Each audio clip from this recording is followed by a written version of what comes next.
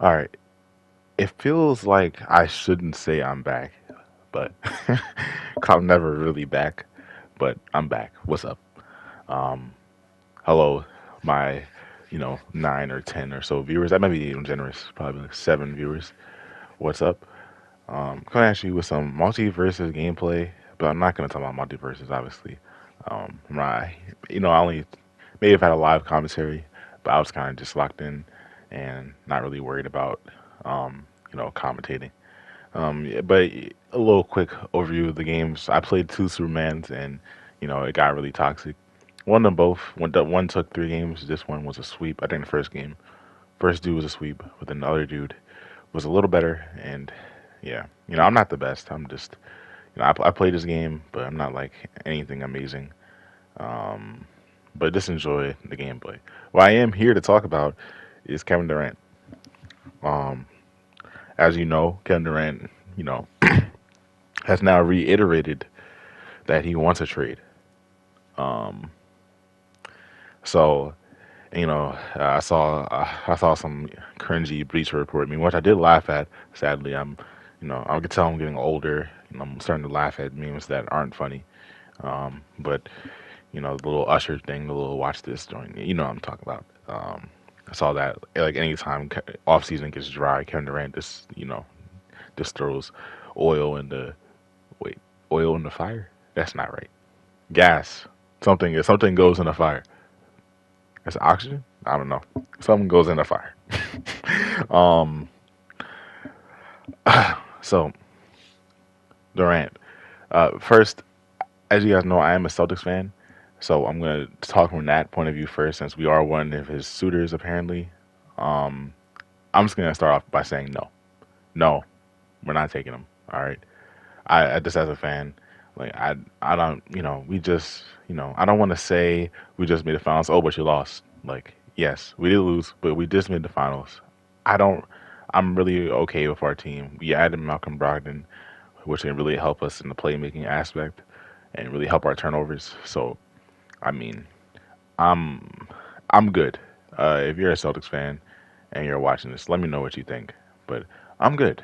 I'm very satisfied with what we have, and I think we can make another good push next year and possibly win it all. That's not me. I don't respect Kevin Durant as a player. I will get into what I think about Kevin Durant as a player in just a second, but you know, it's hard to believe that we get Kevin Durant without parting with someone like Jalen Brown, and I'm not parting with Jalen Brown. I'm not doing it. We'll watch him grow. Like right now, I much rather just rock it out with this core. Um, what I think of Kevin Durant, yeah, KD, um, he had a great regular season for the games that he played. Um, I don't know his exact numbers, but I want to say he averaged around 30 a game on his usual, probably like 30 points on almost a pretty Kevin Durant like shooting. Um, and it had a pretty good season for Weez on the court.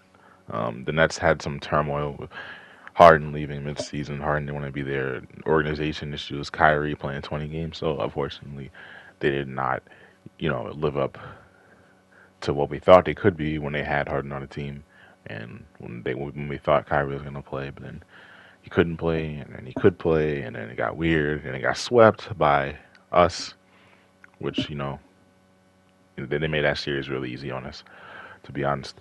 Um, but yes, KD did not play well in that playoff series. But I don't think that really changes much about Kevin Durant. It doesn't change. Like I haven't learned anything new about Kevin Durant at this point. It's not like that drops his ranking or anything. Um, where I have him in the league, again, probably I still think he's top 3 player when he's on the floor, but then sometimes he's not on the floor. So some people will just have him in your top 5, or maybe even your top 10. Um, but yeah, I mean Durant is an amazing player, and you know A lot of franchises would be lucky to have someone like that on your team. But as a Celtics fan, I'm good. Like we don't need that. We don't need that. Um, no, I could be wrong. Maybe, yeah, maybe Kevin Durant is what we're missing. But again, if you're a Celtics fan, let me know down. If you're not a Celtics fan, I don't really want to hear from you. Um, in that department. I mean, or yeah, yeah. I guess I still want to hear your comment, but your opinion may not be as valued. We'll say that. No disrespect. Maybe some disrespect in there, but not much. Um, Nets organization. Um, I mean, to put it lightly, they're in a pretty bad light right now, and I mean, I can't remember the last good decision that they've made. Um, I guess obviously signing Kyrie and KD, but I mean, they probably didn't have to do much for that. They just said Kyrie and KD want to play together. They found a team, found a coach. I'm not sure how much credit the Nets deserve for that. Um, they obviously they deserve some, but again, their blunders, um, some pretty big blunders. Well, the one I think of is them training with the Celtics all those years ago to get the picks. I mean, to get Paul Pierce, a washed Paul Pierce, a washed Kevin Garnett, and a washed, not washed, but like, they're past their prime, and a washed Jason Terry. And thinking that they can compete with the Heat, when in reality, they weren't never going to.